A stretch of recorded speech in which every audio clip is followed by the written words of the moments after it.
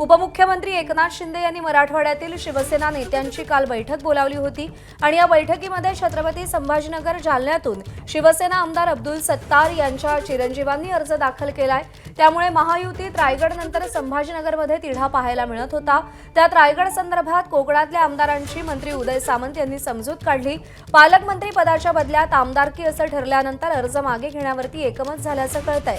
तर संभाजीनगरमध्येही उपमुख्यमंत्री एकनाथ शिंदेंनी अब्दुल सत्तार यांची नाराजी दूर करून त्यांची समजूत काढली।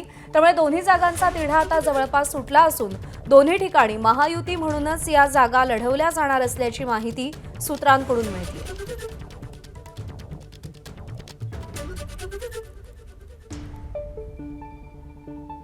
आणि या सगळ्या संदर्भात अपडेट जाणून घेऊयात। सूरज सावंत आपले प्रतिनिधी आपल्याला अधिक अपडेट देतात। सूरज, रायगडमधला तिढा सोडवण्यात तर यश मिळालेलं आहे, पण छत्रपती संभाजीनगर संदर्भात काय नाराजी दूर केल्याचं कळतंय, पण पुढे नेमकं काय होणार आहे?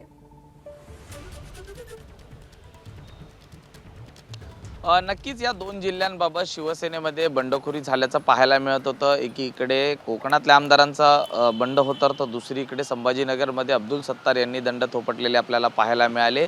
कोकणातल्या संदर्भात उदय सामंत यांनी काल बैठक घेऊन पालकमंत्र्यांच्या बदल्यात आमदारकी असा फॉर्म्युला ठरल्याचं कळतंय आणि त्यावर सर्वांचं एकमत झाल्याचं देखील कळतंय। त्यामुळे रायगडमध्ये महायुतीतच लढली जाईलच। मात्र दुसरीकडे काल उशीरपर्यंत ठाण्यात उपमुख्यमंत्री एकनाथ शिंदेंच्या बंगल्यावरती हाय व्होल्टेज ड्रामा पाहायला मिळाला।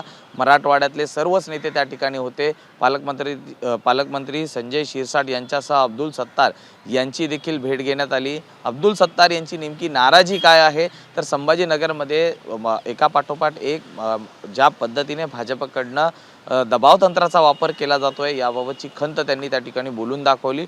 आणि दुसरीकडे पक्षवाढीसाठी कशा अडचणी येत आहेत, प्रलंबित कामं कुठलेली आहेत, या संदर्भातल्या जी नाराजी आहे ती बोलून दाखवल्यानंतर एकनाथ शिंदेंनी त्यांचं सांत्वन करत एकूणच त्यांची समजूत काढलेली आहे। आणि त्यामुळेच कुठेतरी संभाजीनगरमध्ये सत्तारांनी दंड थोपटले होते, त्यांना देखील समवण्यात यश आल्याचं पाहायला मिळतंय। त्यामुळे दोन्हीही जिल्ह्यांमधला जो तिढा होता हा कुठेतरी आता सुटलेला आपल्याला पाहायला मिळतोय। त्यामुळे दोन्हीही जिल्ह्यांमध्ये महायुतीतच निवडणुका विधान परिषदेच्या या लढल्या जाणार आहेत। त्यामुळे ज्या पद्धतीने अब्दुल सत्तार यांनी टोकाची भूमिका घेत भाजपवरती टीका केलेली आपल्याला पाहायला मिळते, तेच अब्दुल सत्तार संध्याकाळी आल्यानंतर एकनाथ शिंदेंच्या भेटीनंतर त्यांचे सूर कुठेतरी बदललेले आपल्याला पाहायला मिळाले। त्यामुळे येणाऱ्या काळात लवकरच महायुती म्हणून या दोन्ही जिल्ह्यांमध्येच शिवसेना, भाजप आणि राष्ट्रवादी ही लढताना पाहायला मिळेल। एबीपी माझा, उघडा डोळे बघा नीट।